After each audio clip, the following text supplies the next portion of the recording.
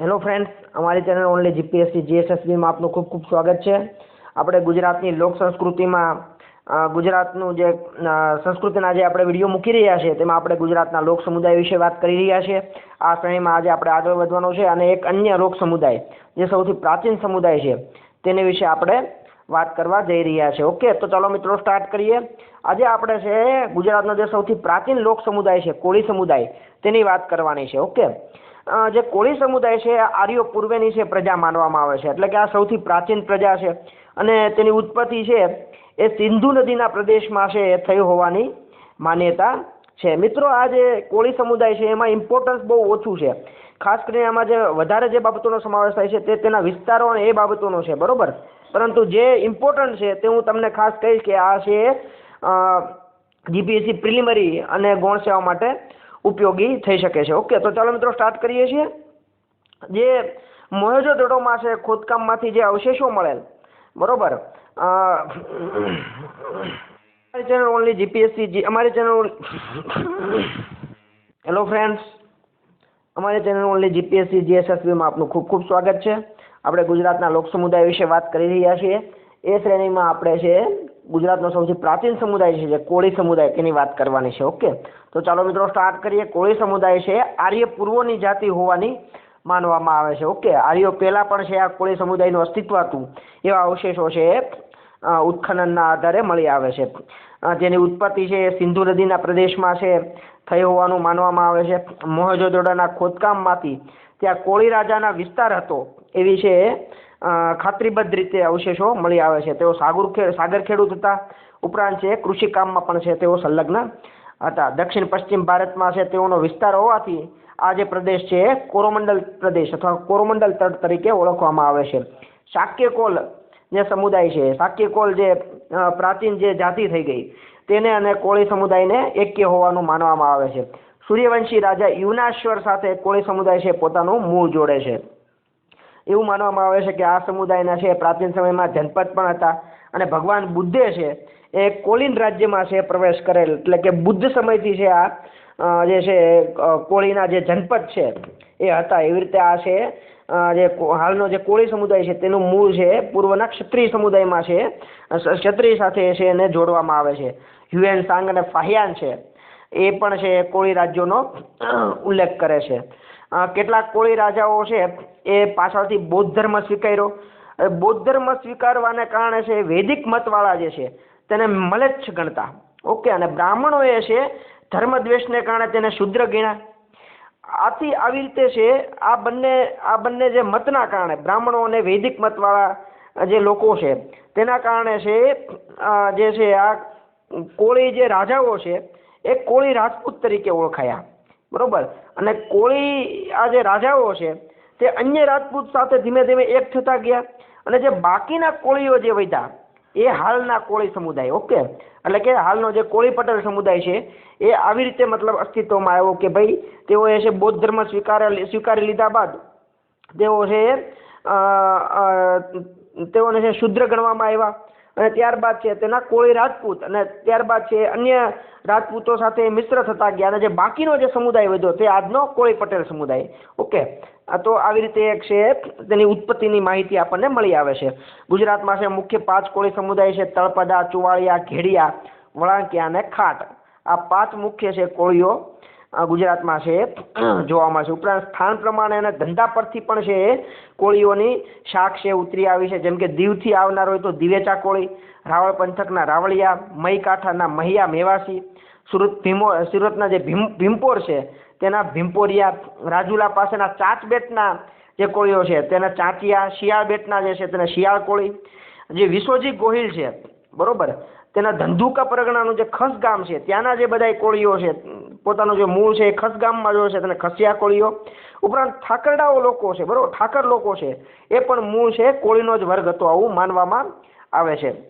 હવે ભાલના જે કોળી છે એની વિશે વાત કરીએ તો ભાવનગરનો જે કાંઠાળ વિસ્તાર છે ત્યાંથી લઈને વેરાવળ અને પોરબંદર સુધી છે એ જે ભાલના જે કોળી આ જે વિસ્તાર છે, બરોબર, તેમાં જે કોળીઓ રહે છે તે ઘેડિયા કોળીઓ છે. ઉપરાંત ખંભાત, ભરૂચ, સુરત, વલસાડ અને દરિયાકાંઠાના જે પ્રદેશમાં છે કોળીઓ વસે છે તે પોતાને કોળી પટેલ તરીકે ઓળખાવે છે. ભાલ અને જે સૌરાષ્ટ્રના કોળી છે તે હજુ પણ છે રાજપૂત શાખ છે જે પોતાની જે જૂની શાખ છે એ છે દર્શાવે છે, અથવા તો પરંપરાગત પોતાનું જે ગામનું નામ છે તેના આધારે છે પોતાની શાખ છે એ લગાડે છે. ઓકે, જે સુરેન્દ્રનગરથી વિરમગામ અને કડીકલોલ અને બહુચરાજીના પટ્ટામાં જે કોળીઓ વસે છે તે ચુવાળિયા કોળીઓ છે. આ જે કોળીઓ છે તેને ઠાકરડા પણ કહેવામાં આવે છે. પાટણના જે ગાદીપતિ હતા, પાટણના જે રાજા સોલંકી રાજાઓ હતા, બરોબર, તેની જે સૈન્ય હતું તેમાં પણ છે કોળીઓ હતા.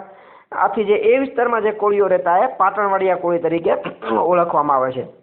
ઉત્તર ગુજરાતના જે કોળીઓની વાત કરીએ તો તેઓ પોતાને ઠાકોર કહેવડાવે છે. તેઓ પણ છે પાટણની જે સેના છે, બરોબર, તેમાં કામ કરતા. આથી તેઓ પણ પોતાને અમુક જે કોળીઓ છે ઉત્તર ગુજરાતના તે પાટણવાડિયા પોતાને કહેવડાવે છે. ચુવાળિયા કોળી તરીકે પણ ઉત્તર ગુજરાતના કોળીઓ પોતાને ઓળખાવે છે. ઓકે, તો આવી રીતે છે ઉત્તર ગુજરાતના કોળીઓ છે પોતાને અલગ અલગ શાખા નામ છે પોતાની સાથે જોડે છે. દક્ષિણ ગુજરાતના કોળીઓની વાત કરીએ તો દક્ષિણ ગુજરાતના કોળીઓ છે સ્વતંત્ર પ્રિય વિશેષ છે. ઓકે, અનેક સમુદાયો એ છે આ દક્ષિણ ગુજરાતના કોળીઓ ઉપર રાજ કરવા પ્રયત્ન કર્યો, તેને ગુલામ બનાવવા પ્રયત્ન કર્યો, પરંતુ ગુલામીની જંજીર ફગાવી દઈ સ્વમાનીથી એ જીવન જીવતા જોવા મળે છે. દક્ષિણ ગુજરાતના કોળીઓ છે વિશેષ શિક્ષિત અને સમૃદ્ધ છે, અને વિશેષ કરીને ખેતીનો ધંધો છે તેઓએ સ્વીકારી લીધો છે. હવે એક જે છે કોળીની જે શાખ છે કાળેગામ કોળી. કાળેગામ કોળી છે એ સુરતથી પશ્ચિમ દરિયાકાંઠાના જે કાંઠાળ વિસ્તાર છે, બરોબર, એટલે કે દક્ષિણનો જે દરિયાકાંઠાનો વિસ્તાર છે તે ભાગમાં છે કાળેગામ કોળીનો વિસ્તાર આવેલો છે. કાંઠાળ પ્રદેશમાં વસતા હોવાથી બટ ઓબ્વિયસ છે તેઓનો જે ધંધો છે એ સાગર ખેડૂતનો છે. મોટાભાગના દક્ષિણ ગુજરાતના જે કોળીઓ છે, બરોબર, એ પોતાનું મૂળ છે સૌરાષ્ટ્રના જે કોળીઓ છે એની સાથે જોડે છે.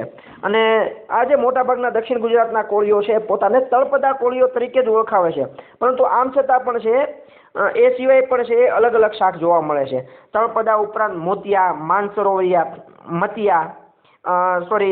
મતિયા, માનસરોવરિયા, તળપદા, ખેડવા અને ગુલામ, આવી રીતે દક્ષિણ ગુજરાતના છે આ બધા છે કોળીઓની શાખ છે એ જોવા મળે છે. તળપદા કોળીની વાત કરીએ તો દક્ષિણ ગુજરાતમાં સૌથી વધારે વસ્તી છે એ તળપદા કોળીની છે. ઓલપાડ, ચોરાસી અને હાસોટો જે તાલુકો છે, બરોબર, હાસોટ તાલુકો છે, તેમાં તળપદા કોળીઓ છે વસે છે. મતિયા કોળીઓ છે એ દક્ષિણ ગુજરાતના કાંઠાળ પ્રદેશમાં વસે છે, અને તેનો ધંધો છે મુખ્યત્વે માછીમારી અને વાણવટુનો છે. આજે તેની વિશેષતા એક એ છે મતિયા કોળીની કે તેઓ મૃતદેહનો છે અગ્નિ સંસ્કાર કરવાને બદલે કબરમાં દાટે છે. મિત્રો, આ છે એક નોટ કરવા જેવી વસ્તુ છે કે મતિયા કોળી સમુદાય છે એ પોતાને અગ્નિ સંસ્કાર કરતા નથી મૃતદેહનો, પરંતુ એ કબરમાં દાટે છે. ખેડવાર કોળી છે એ પણ છે મુખ્યત્વે ખેતી કરે છે, અથવા તો ખોદકામ કરીને છે એ પોતાનો ધંધો છે જે ગુજરાન છે એ ચલાવે છે. મીંઢોળ અને અંબિકા નદી છે તેના પટ વિસ્તારમાં છે આ ખેડવાળ કોળીઓ વસે છે, અને મુખ્યત્વે નવસારી અને ગણદેવી વિસ્તારમાં છે આ કોળીઓની વસ્તી જોવા મળે છે. એક જે છે કોળીની શાખ છે ગુલામ કોળીની છે માનવામાં આવે છે, બરોબર.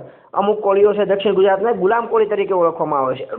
આ કોળીઓ છે એ દેસાઈ સમુદાય છે તેની ત્યાં છે હાળી કરતા હતા. હાળી એટલે આજીવન ચાકરી કરવી, બરોબર. એટલે કહી શકાય કે ભાઈ આ એક ગુલામ તરીકે છે દેસાઈઓ પોતાને ત્યાં છે આ કોળીને રાખતા હતા અને આજીવન છે ચાકરી કરાવતા હતા. આથી જે આ કોળીની જે દક્ષિણ ગુજરાતના અમુક કોળીઓ છે પોતાને ગુલામ તરીકે છે ઓળખાવે છે, ગુલામ કોળી તરીકે ઓળખાવે છે. નવસારી અને ગણદેવી વિસ્તારમાં છે આ કોળીઓ વસે છે. ત્યારબાદ વાત કરીએ માનસરોવરિયા કોળી. માનસરોવરિયા કોળી છે માંધાતા વંશના જે ક્ષત્રિયો છે તેની સાથે પોતાને જોડે છે. અંબિકા અને પાર નદીની વચ્ચે છે આ કોળીઓ વસવાટ કરે છે. તાલુકાની વાત કરીએ તો વલસાડ, ધરમપુર, પારડી અને ચીખલીમાં છે આ કોળીનો વિસ્તાર આવેલું છે. કૃષિ કાર્ય સાથે સંલગ્ન છે, ઉપરાંત અગરિયાનું કામ કરે છે અને સાગર ખેડૂતનો ધંધો પણ છે આ માનસરોવરિયા કોળી છે કરે છે. ઓકે, ઉપરાંત છે ઘાસનો વ્યાપાર સાથે પણ છે માનસરોવરિયા કોળી છે સંકળાયેલા છે.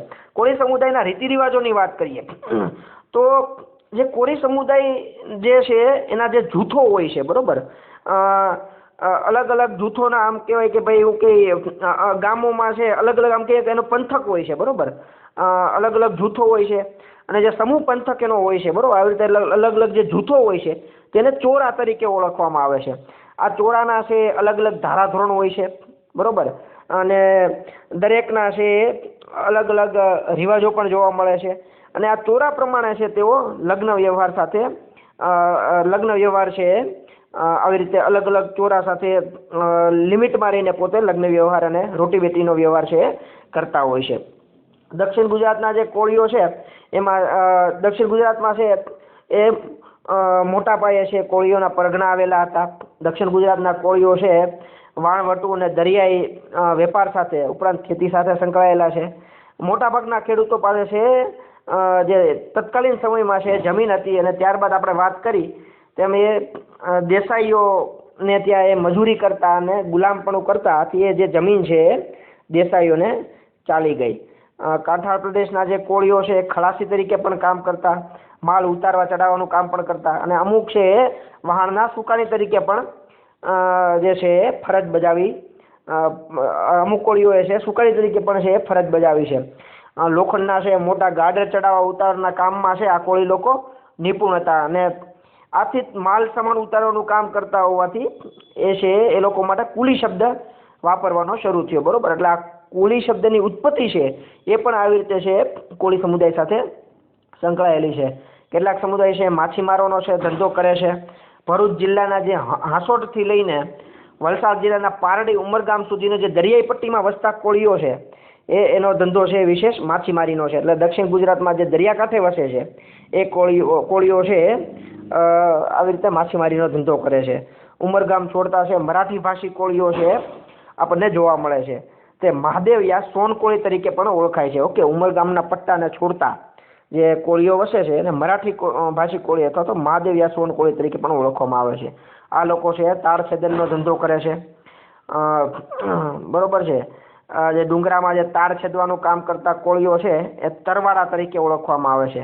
જીન અને વહાણવટા સાથે પણ તેઓ સંકળાયેલા છે. કચ્છ વિસ્તારમાં પણ છે કોળીઓની સારી એવી વસ્તી જોવા મળે છે. ખાસ કરીને ભચાઉ અને રાપર તાલુકામાં છે કોળીઓની વધારે વસ્તી જોવા મળે છે. તેઓનો જે મુખ્ય વ્યવસાય છે એ ખેતીનો છે. જે કોળીઓ જે પાકિસ્તાનના જે થરપાકર રણની સરહદમાં જે વસે છે, ઓકે, એટલે જે કોળીઓ છે પાકિસ્તાનના જે થરપાકર રણની સરહદમાં વસતા તેઓની સાથે આ જે કચ્છના કોળીઓ છે તેની સાથે છે જે પૂર્વે છે સંબંધો હતા. અને આ જે કોળીઓ છે થરપાકરના જે કોળીઓ છે એ ત્યાંથી આવીને જે ડીસા અને પાલનપુર આસપાસ જે વસ્યા, બરોબર, એટલે થરપાકરિયા જે કોળીઓ છે, બરોબર, એ જે ડીસા અને પાલનપુરમાં વસ્યા એની સાથે આ કચ્છના કોળીઓ છે તેની સાથે રોટી બેટીનો વ્યવહાર છે જોવા મળે છે. ઠાકોરો સાથે એ જોવા મળતો નથી. ઠાકોર જ્ઞાતિના જે કોળીઓ છે, બરોબર, ઠાકોરો છે એની સાથે આ કોળીઓને રોટી બેટીનો વ્યવહાર જોવા મળતો નથી. પરંતુ જે થરપાકરિયા કોળીઓ છે, બરોબર, એટલે કે જે થરપાકર વિસ્તારમાંથી આવીને વસ્યા છે તેને કચ્છના જે કોળી સમુદાય છે તેની સાથે રોટી બેટીનો વ્યવહાર જોવા મળે છે. ઓકે, તો મિત્રો આ કોળી સમુદાયનો આપણે છે પરિચય મેળવો.